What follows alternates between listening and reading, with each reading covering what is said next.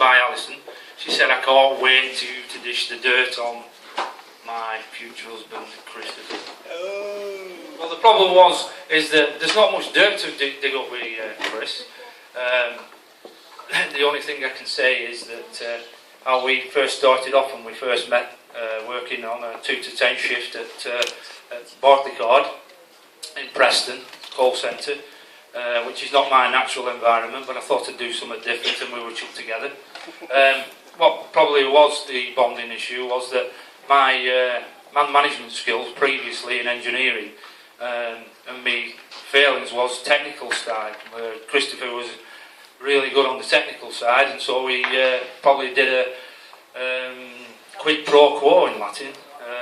So you scratch my back, I'll scratch yours, and that's how we seemed to hit it off. And we used to have unusual nights on the 2 to 10 shift. I know it came up, and he still references it to Friday night, which was a Friday night, and we just got bored, and we just started to startle a few operators in the call centre. I won't go into any detail of what we did, but it was pretty good for a Friday night in the call centre. And then we stayed in touch. Christopher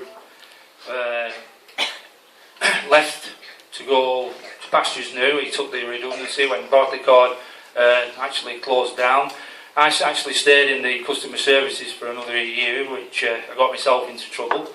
But I also got myself into trouble when Christopher was there as well. I showed him how the disciplinary procedure was bypassed, basically. But also, as a good manager, showed him how the disciplinary procedure works as a manager. But I was actually up for getting the sack at Preston. They said, do you want the union person to come in with you? I said, no, Joe, I'll defend myself. I'll take Christopher in with myself.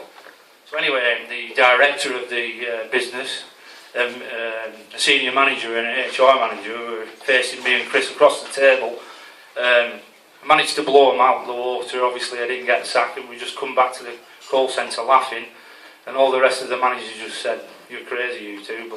And that's the way the bonding sort of got on. So that's why we are so, funny together. And then, as time goes by, Chris and me just go out on nights out, blah, blah, blah. I live in Preston. He's met Allison at this point. I can remember the time, and I will tell exact. He came out with me one night, and I said, there's something wrong with you. I said, what do you mean? He said, you're not right. I said, what do you mean I'm not right? I said, I can tell, I've got a good instinct, you know that. He said, yeah. He said, my current marriage, he said, it's not very good. He said, but I met somebody else. I said, I thought you had. She was texting like a bird. And anyway, I was texting away, and I had the first conversation with Allison that night through a loudspeaker on one of his many phones that he goes through, and that's the first time I spoke to Allison, and ever since then they've blossomed and gone on to be married as we are today. Anyway, so that's the way the cookie crumbled, I suppose.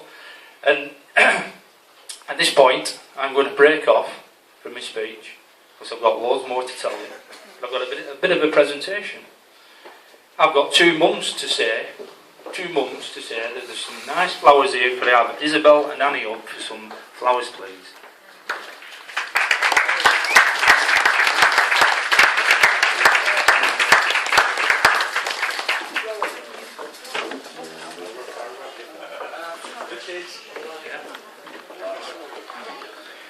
Who's first? Go on.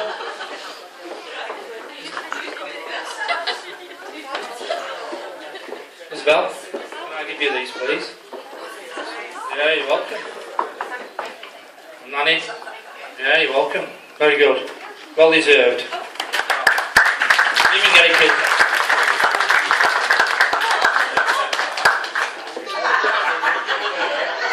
So anyway, we're back to the adventure over the last 11 years.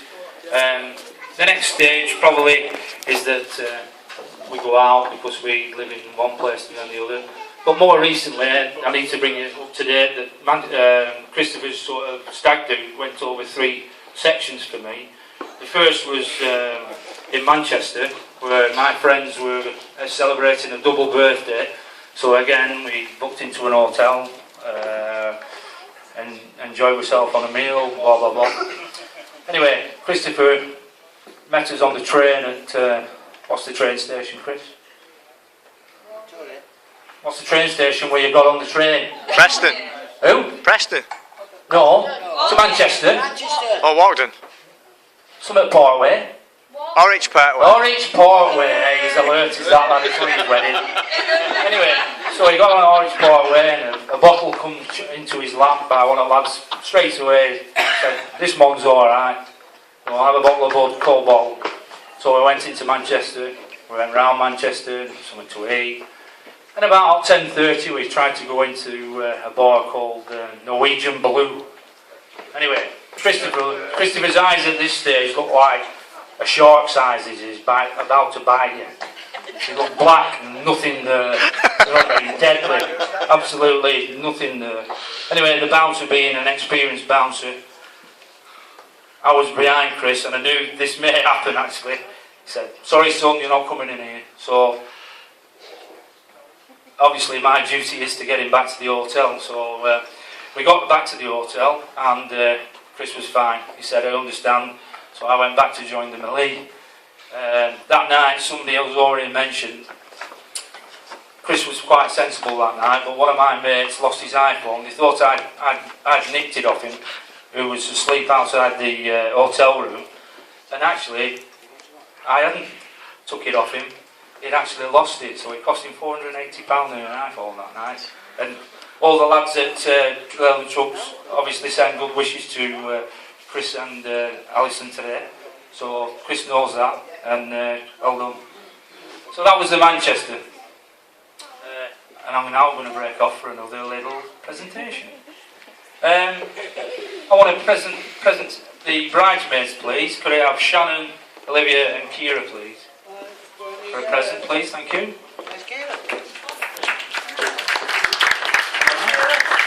And this is all in purple. One of my favourite colours.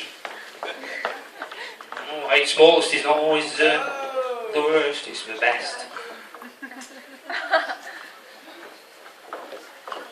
So that's the bridesmaids getting the presents, and they look absolutely delicious. And my duty is to toast the bridesmaids after, but that'll be after. Right, so we go on again to the journey, me and Chris. We're going to the stag do. We went to a sportsman's do in Preston North End. Chris said, "Yeah, I'm up for that." So he came. Chris was introduced to some celebrities that I know. My brother-in-law is the Potter of Preston, the snooker player Ian McCulloch. So he made a fuss at Chris that night. His friend was Colin Jones Lloyd, the daughter. He was superb with him. He came up for photos, etc. And then Matt Letitia, who came over and had a chat to Chris and everything. So Chris really enjoyed that night too. So that's something we'll probably do again, but it's all part and parcel of the stag do.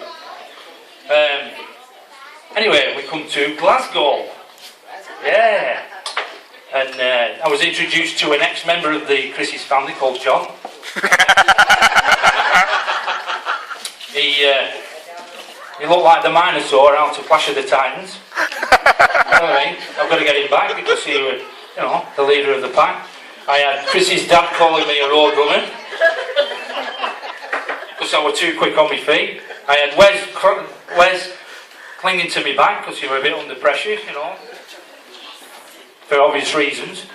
And I've already had a word with him. He's not bothered about what I say.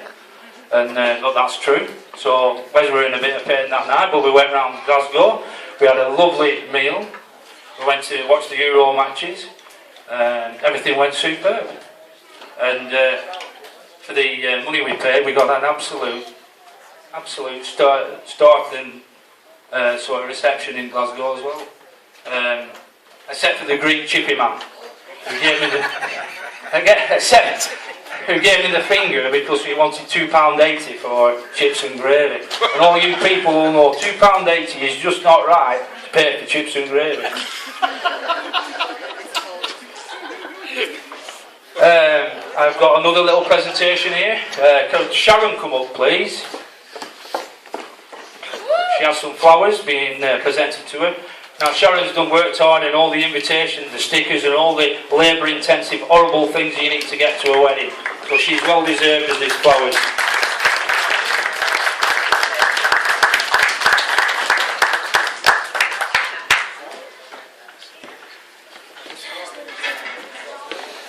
Anyway, the last leg of Glasgow, we were waiting to get home, and we could have come home a bit better, in better shape, but you know, you always get what you pay for, so we had to get the late train. But all in all, I think Chris really enjoyed his stag do's, which were 3 outings.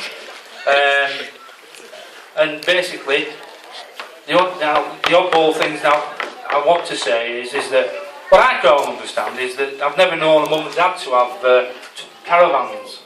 Now caravans on one side is but caravans on both sides is, for me, is very unusual.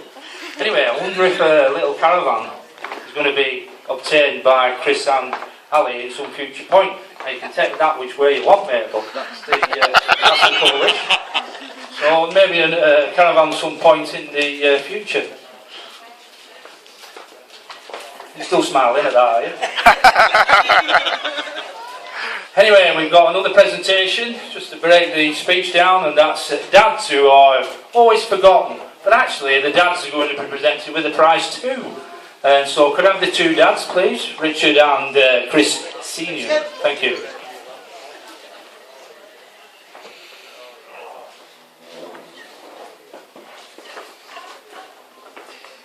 Hey up, road runners here. Road runner. Oh yeah. Well deserved as well, Richard. Well done, Chris Senior. Yeah.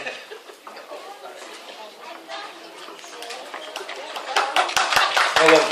Anyway, in a bit better state than Glasgow, I should say. And just to finish off my speech, I've nothing much more to say other than the fact that I really enjoyed today. The organisation actually has made it easy for me because Alison's done a lot of spare work here, and she won't thank herself, but I'll thank her. Thanks, Al.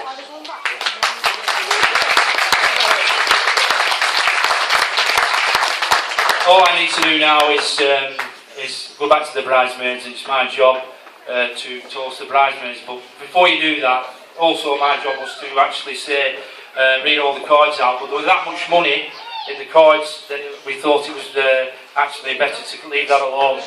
But thank Chris and Ali, thank you very much for all your cards, but I won't be reading them out. I know you're going to be glad to get rid of them. Can we toast the bridesmaids now? Thank you. And that's the end of me. I hope you have a fantastic night, and it's been a fantastic day. I know the weather could have been better, but me and John will be jiving later, so if you want any photos, we'll be happy. Thank you. Yeah. Sorry, I forgot one of my duties. Ali's tried to get hold of it, but Chris wanted to come too. So we have Ali and Chris on speech. Thank you. All I want to do really is I want Angie. Is Angie around? Can someone get Angie for me?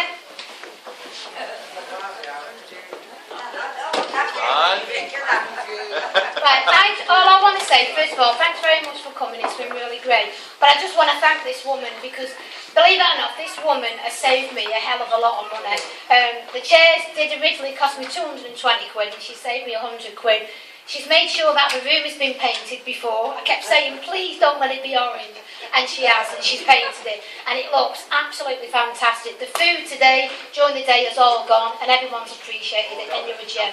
So thank you very much for everything that you've done for us.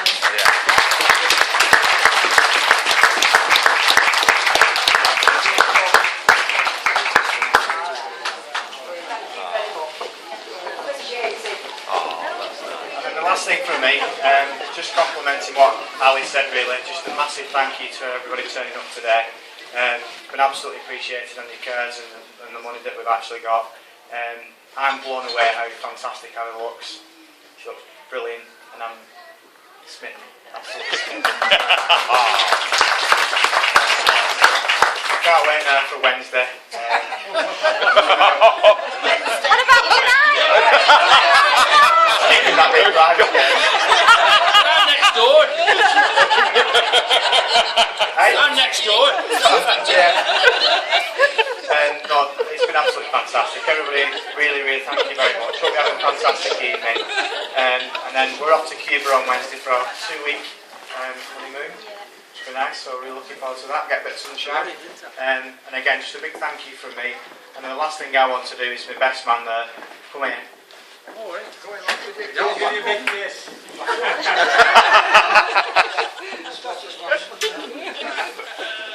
Have you got your lipstick on? Just a thank you from me, mate, and Alex. Thank you very much. Right.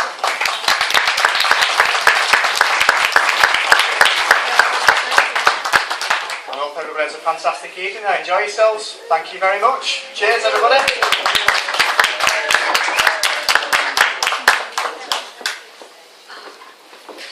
Use his phone. Chris, do you It's good, isn't it? and then what?